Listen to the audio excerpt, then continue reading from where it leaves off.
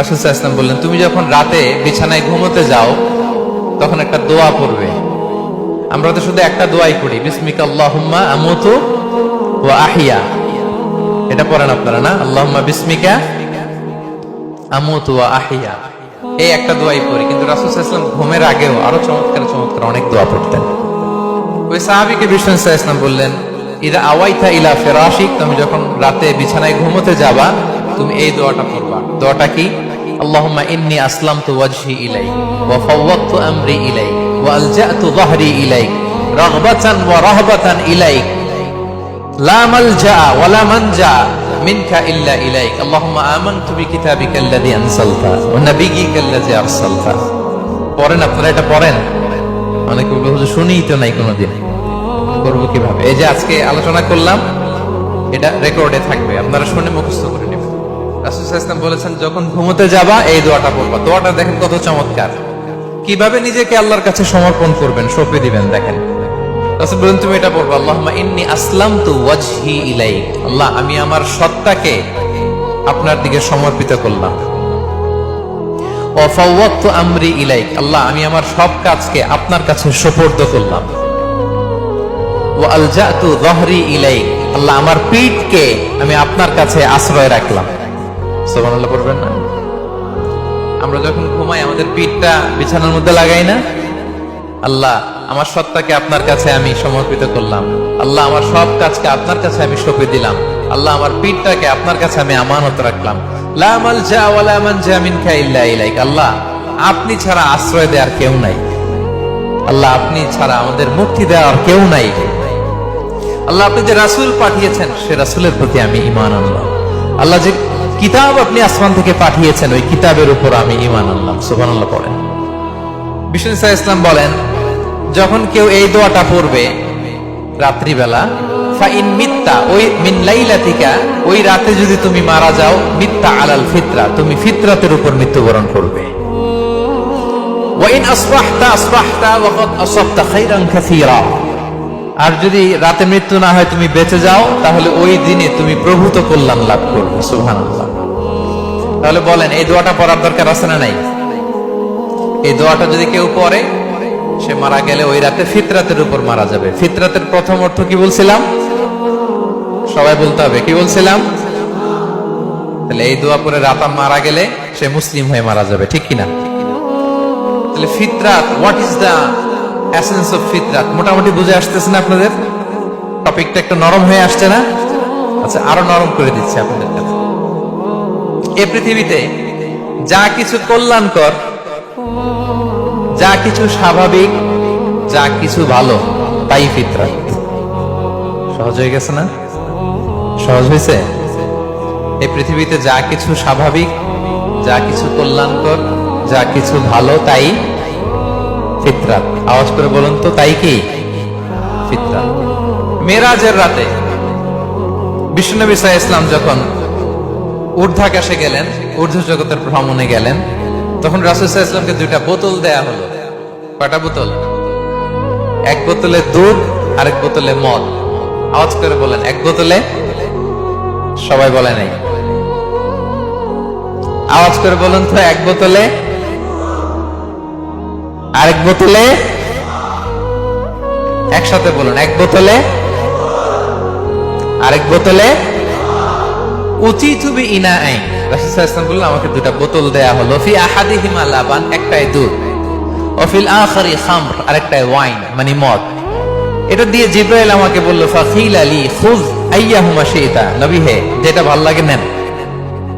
Option দিয়ে দিল, choose করেন কোনটা নেবেন, দুধ না মদ। রাসূল সাল্লাল্লাহু আলাইহি ওয়াসাল্লাম বলেন, ফা আখাযতুল লাবানা ফাশারিবতু, আমি দুধের বোতল নিলাম এবং সেটা পান করলাম। ফাকালা হুদিতাল ফিতরা, আসছে ফিতরাত। এবার জিবরাইল আলাইহিস সালাম বললেন, you are guided to the ফিতরা, আপনি ফিতরাতটাই গ্রহণ করেছেন। আল্লাহু আকবার। আরেক বর্ণনায় এসেছে, আও আসাবতাল ফিতরা, you have taken the right path, you are on the track of ফিতরা। নবী, নবী হে আপনি ফিতরাটা গ্রহণ করেছেন, সঠিকটা নিয়েছেন।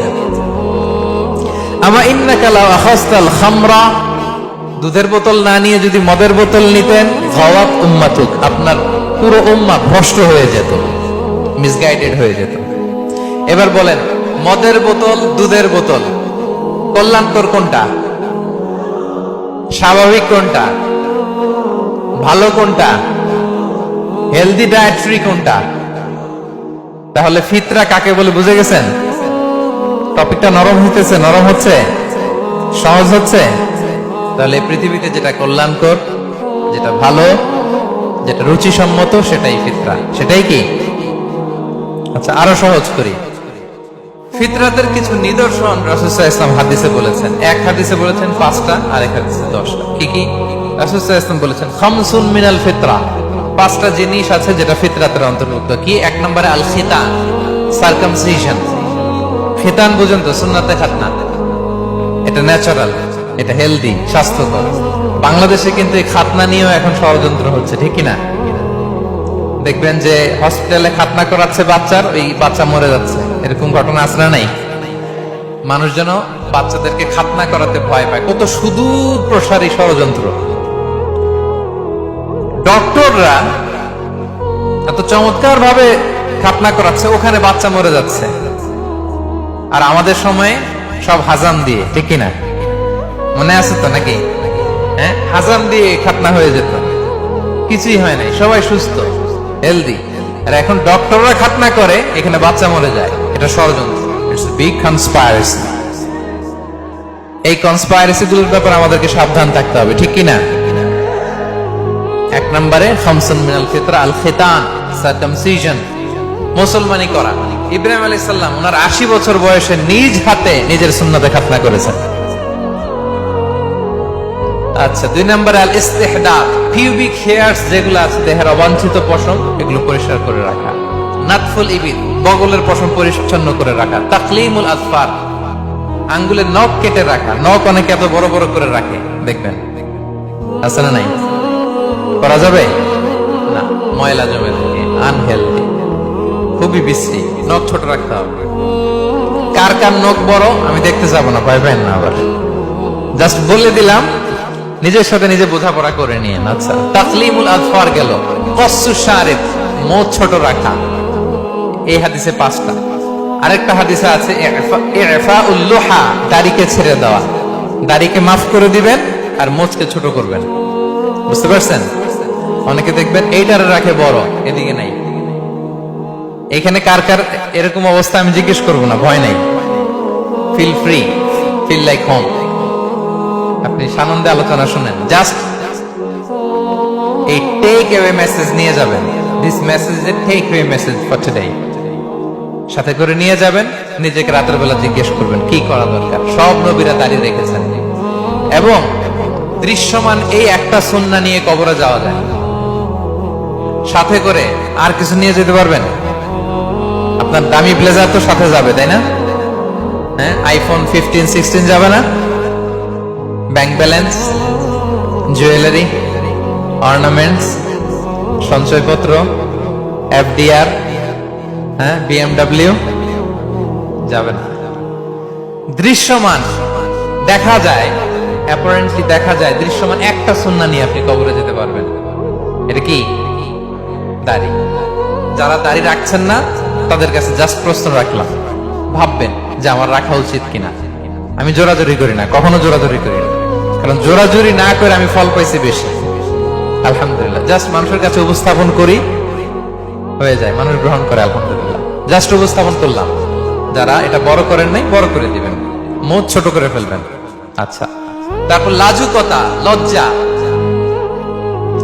লজ্জাশীলতা, এটা ফিতরাতের অন্তর্ভুক্ত। মেসওয়াক করা ফিতরাতের অন্তর্ভুক্ত। মেসওয়াক করেন তো আপনারা? রাসূল সাল্লাল্লাহু আলাইহি ওয়াসাল্লাম ইন্তেকালের আগে সর্বশেষ আমল মেসওয়াক। প্রিয় ভাইরা, মেসওয়াক করবেন।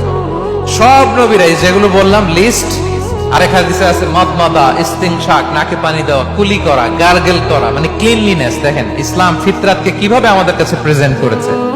ক্লিনলিনেস, পরিচ্ছন্নতা যেখানে ইসলাম আছে সেখানে। বিষ্ণু ইসলাম পারফিউম দিতেন, মেসওয়াক করতেন, সব সময় টিপটপ থাকতেন, পরিষ্কার পরিচ্ছন্ন থাকতেন। এগুলো অল এবং ফিতরা, এটা ফিতরাতের অন্তর্ভুক্ত। তো তাহলে ফিতরাত কি জিনিস? What is the essence of ফিতরা? আপনাদের